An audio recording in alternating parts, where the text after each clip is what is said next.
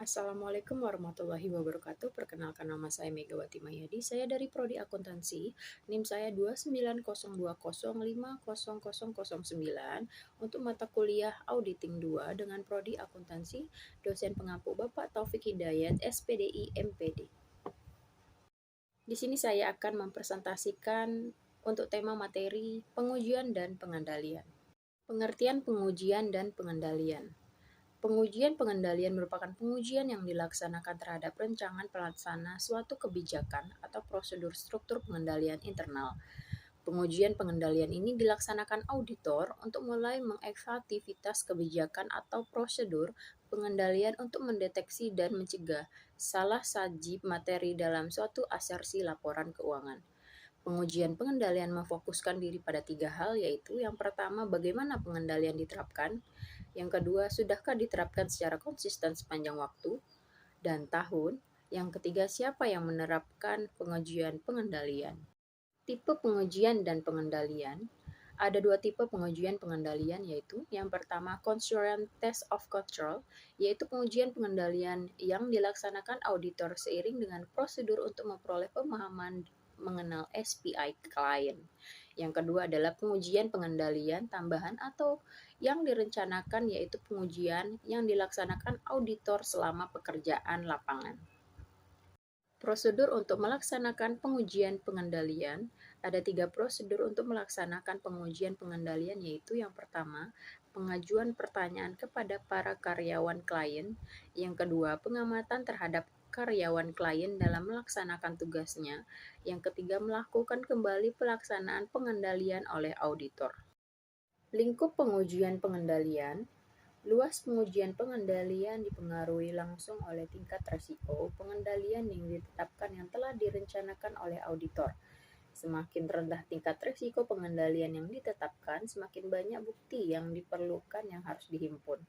Untuk klien lama, luas atau lingkup pengujian pengendalian dipengaruhi juga oleh penggunaan bukti yang diperoleh pada pelaksanaan audit tahun sebelumnya. Sebelum menggunakan bukti yang diperoleh pada pelaksanaan audit tahun sebelumnya, auditor harus memastikan bahwa tidak ada perubahan yang signifikan atas rancangan dan operasi berbagai kebijakan dan prosedur pengendalian sejak pengujian pada pelaksanaan audit tahun sebelumnya. Prosedur untuk melaksanakan pengujian substantif. Ada 8 prosedur untuk melaksanakan pengujian substantif, yaitu yang pertama, pengajuan pertanyaan kepada para karyawan berkaitan dengan kinerja tugas mereka.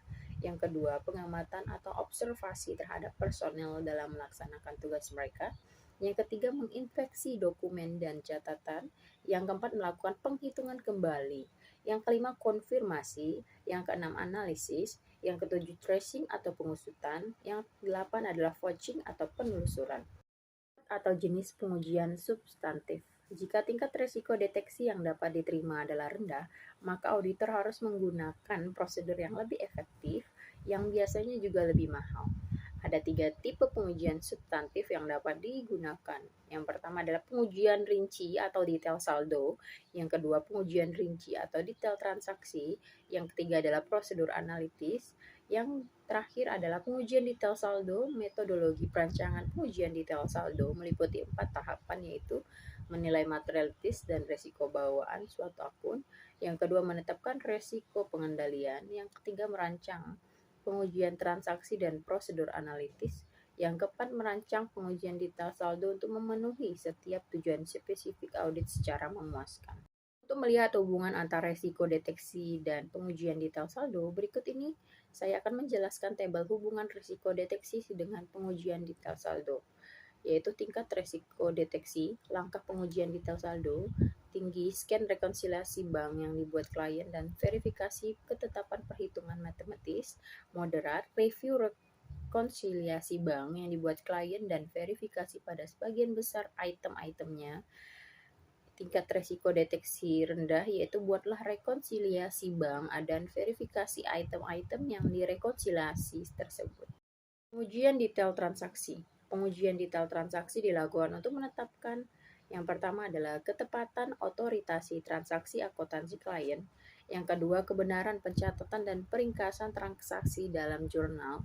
Yang ketiga, kebenaran pelaksanaan posting atas transaksi tersebut ke dalam buku besar dan buku pembantu. Pengujian detail transaksi dilakukan dengan vouching dan tracing. Auditor mengarahkan pengujiannya untuk memperoleh temuan mengenai ada tidaknya kesalahan yang bersifat moneter. Prosedur analitis meliputi jumlah yang tercatat dengan harapan yang dikembangkan auditor juga meliputi perhitungan rasio oleh auditor. Adapun luas pengujian substantif, semakin rendah tingkat risiko deteksi yang dapat diterima, maka semakin banyak bukti yang harus dikumpulkan. Auditor dapat mengubah jumlah bukti yang harus dihimpun dengan cara mengubah luas pengujian substantif. Yang dilakukan keputusan auditor tentang rancangan pengujian substantif didokumentasikan dalam kertas kerja dalam bentuk program audit. Sekian penjelasan saya tentang pengujian dan pengendalian, lebih dan kurang saya minta maaf. Wabillahi taufik wal hidayah. Wassalamualaikum warahmatullahi wabarakatuh.